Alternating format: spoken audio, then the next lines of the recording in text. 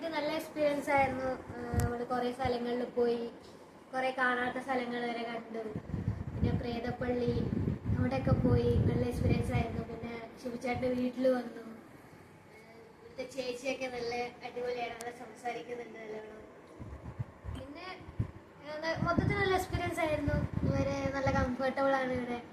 പിന്നെ ഗോവ എന്ന് പറയുമ്പോൾ എല്ലാവരും എന്താ പറയുക, പാർട്ടി ആ ഒരു വൈബ്. ഞങ്ങൾ പാർട്ടിയും ചെയ്തു, അതല്ലാണ്ട് കുറേ ഹിഡൻ സ്പോട്ട് എക്സ്പ്ലോർ ചെയ്തു.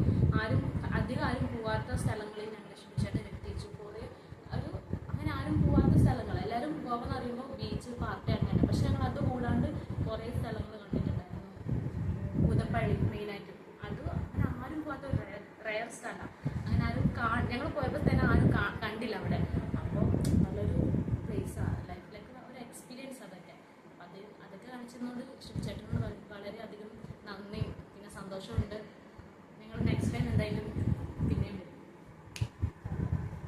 എന്താ പറയുക, ഒന്നും പറയാനില്ല. നമ്മളൊരു ബന്ധുവിൻ്റെ, നമ്മളൊരു റിലേറ്റീവിൻ്റെ വീട്ടിൽ വന്ന് ഇവിടുത്തെ സ്ഥലങ്ങളൊക്കെ കാണാൻ പോയ പോലെ ഒരു ഫീലായിരുന്നു. അത്രയ്ക്കും കമ്പനി, അത്രയ്ക്കും കംഫർട്ടബിൾ ആയിരുന്നു. ചേട്ടനായാലും ചേച്ചിയെ നമുക്ക് നമ്മുടെ കൂടെ ഒരു ഡ്രൈവർ അല്ലെങ്കിൽ ഒരു എന്താ പറയുക, അങ്ങനെ ഒരു ഫീലൊന്നും കിട്ടാണ്ട് നമ്മുടെ ഒപ്പം എല്ലാത്തിനും സപ്പോർട്ട് ചെയ്ത്, അതാണ് ഏറ്റവും എടുത്ത് പറയാനുള്ളത്. കണ്ട സ്പോട്ടൊക്കെ അവർ പറഞ്ഞല്ലോ. അപ്പം നല്ല സേഫ്റ്റി, നമ്മൾ പ്രത്യേകിച്ച് നമ്മൾ 3 പെൺപിള്ളേരാണ്. അവിടെ പോരുമ്പോൾ ഞങ്ങൾക്ക് ടെൻഷൻ ഉണ്ടായിരുന്നു. കൂടെ ഉള്ളവരത് പറഞ്ഞ് നമുക്കൊരു ടെൻഷൻ, എങ്കിലും അതൊന്നും കാണിക്കാണ്ട് രണ്ടും കുറിച്ച് പോരുമായിരുന്നു. അപ്പോൾ ആദ്യത്തെ ട്രിപ്പാണ് ഞങ്ങളുടെ. അപ്പോൾ പക്ഷെ അത് അടിച്ചു പിടിച്ചു, ചേട്ടൻ്റെ സപ്പോർട്ട് കൊണ്ട് മാത്രം. പിന്നെ എന്താ പറയുക, തിരിച്ചു പോകുമ്പോൾ നമുക്ക് ഇവിടുന്ന് ഒരു അടിപൊളി ഡിന്നറും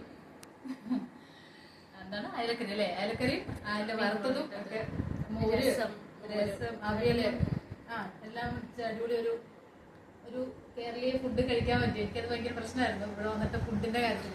പക്ഷേ അതൊന്നും തികത്തില്ല. ഞങ്ങളൊക്കെ പോകാൻ നിൽക്കാണ്. എന്തായാലും അടിപൊളിയായിട്ടുണ്ട്. ചേട്ടനോട് വലിയൊരു താങ്ക്സ് പറയുകയാണ്. ഇനി നമ്മൾ എന്തായാലും ഗോവയിലോട്ട് ആരെങ്കിലും വരികയാണെന്നുണ്ടെങ്കിൽ നമ്മുടെ ഫ്രണ്ട്സോ ഫാമിലിയോ എന്തായാലും റെക്കമെൻഡ് ചെയ്യുന്നതായിരിക്കും. കോൺടാക്ട്സും കൊടുക്കുന്നത്.